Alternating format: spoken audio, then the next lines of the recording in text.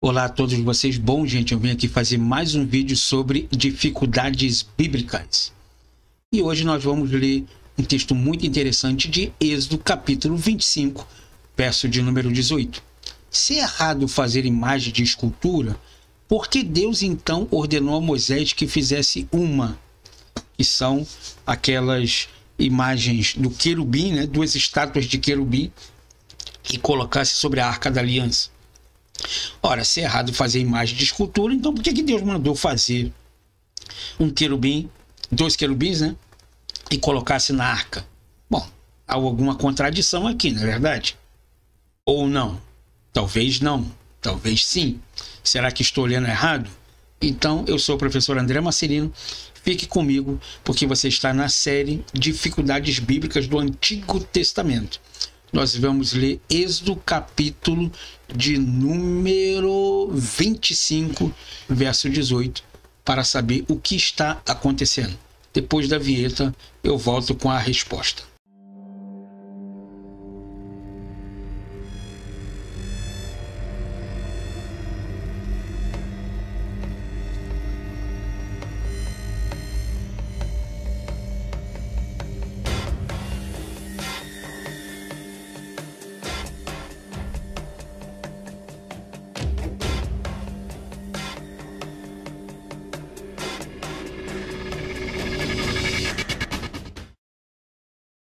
Então vamos lá aqui. Se é errado fazer imagem de escultura, por que Deus então ordenou a Moisés que fizesse uma?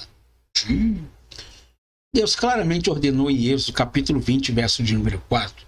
Não farás para ti imagem de escultura. Olha só.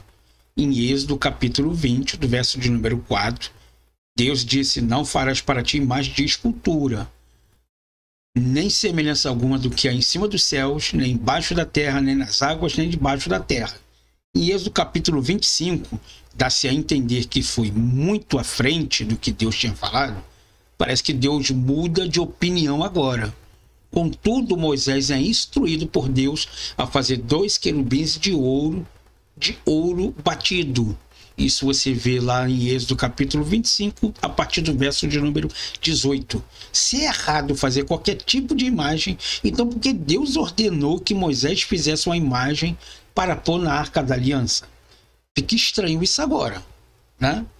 Bom, então vamos entender do que está acontecendo. Então a proibição de se fazer imagem de escultura foi especificamente determinada no contexto da adoração a ídolos.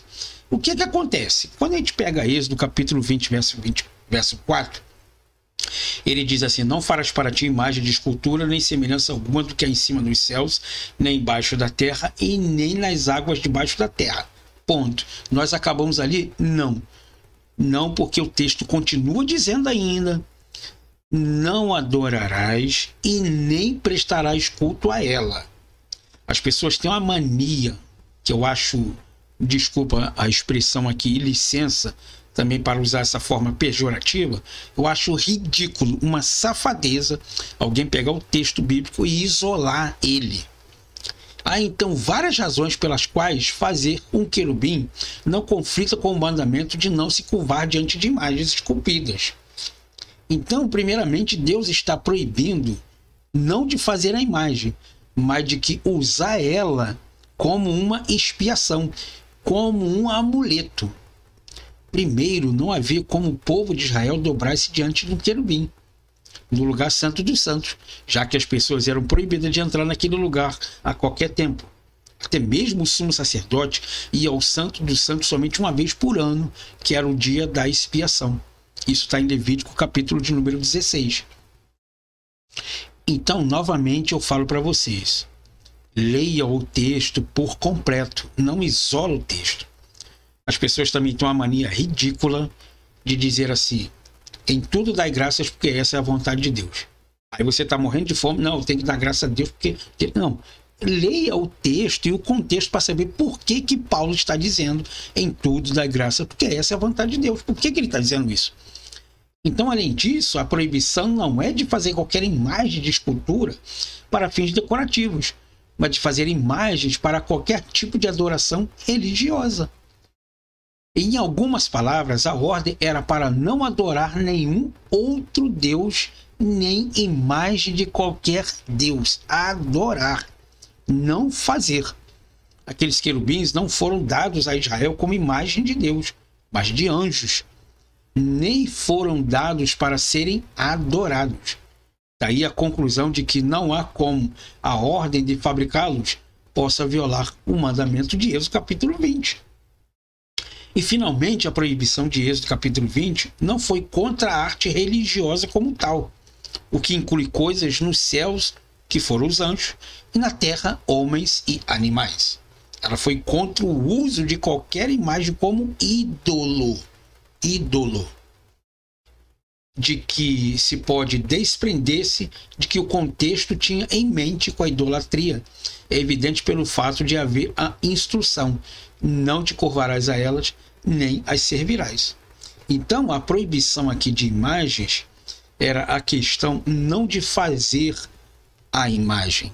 A proibição aqui estava em adorá-la e fazer ela como se fosse um amuleto. Então, a distinção entre o uso do não religioso e o uso religioso de imagem é muito importante. Então, você tem que fazer essa diferença. Como, por exemplo, nós vamos falar agora sobre a diferença do que é proibido e do que é permitido. O que é proibido como objeto de adoração? O que é permitido? Não há um objeto de adoração. Eu tenho aqui fotos no meu escritório da minha família. Eu tenho foto aqui da minha primeira professora de português, que ela me instruiu hoje a ler. Se eu estou lendo aqui uma dália, né, que é uma vamos dizer assim, uma anotação, né, eu dou graças a ela, que ela que me ensinou as primeiras letrinhas a me ensinar a ler. Se hoje eu sei ler, eu dou graças a ela. Então eu tenho aqui no meu escritório uma foto dela guardada para me lembrar de gratidão, de que hoje eu sei ler, eu agradeço a ela. Mas aquilo não é um objeto de adoração. Aquilo é uma foto para me lembrar dela. Então fica proibido também, designado pelo homem, o uso de imagens. Mas é permitido por Deus quando ela é designada por Deus. É proibido com um propósito religioso. Mas como um propósito educacional, é permitido por Deus. É a questão da foto. Eu lembro dela como uma gratidão. Eu tenho foto da minha falecida mãe. Então eu sempre lembro dela todos os dias pela gratidão de me ter educado, de me ter feito o homem que eu sou. E isso não é proibido. Então, para se representar a essência de Deus, isso aí é proibido, porque você está colocando acima dele. Mas é permitido para afirmar uma verdade, para se guardar como uma qualificação daquilo de que você é hoje. Então, até mesmo a linguagem utilizada para referir-se a Deus na Bíblia contém imagens. Jesus muitas das vezes, eis que eu vejo o Senhor no alto e no sublime trono, os seus cabelos eram brancos como a neve. É uma imagem que ele está descrevendo dele. Então, se a imagem é descrita e não é permitida por Deus, então Deus também não pode ser adorado. Porque ele é uma imagem. Ele aparecia para o povo. E ele tanto é o pastor como ele é um pai. Então, mas essas duas imagens qualificam-no de forma apropriada. Deus não é simplesmente um pai qualquer. Ele é o nosso Pai Celestial. De igual modo, Jesus não é um mero pastor, mas um bom pastor. E Jesus também é uma imagem, é uma figura. Então eu não posso adorar Jesus?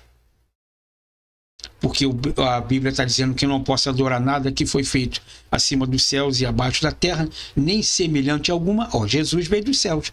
Então eu tenho uma imagem e semelhança dele, então eu não posso adorá-lo. Então nenhuma imagem finita, sem qualificação, pode ser aplicada apropriadamente ao Deus infinito. Fazer isso é idolatria.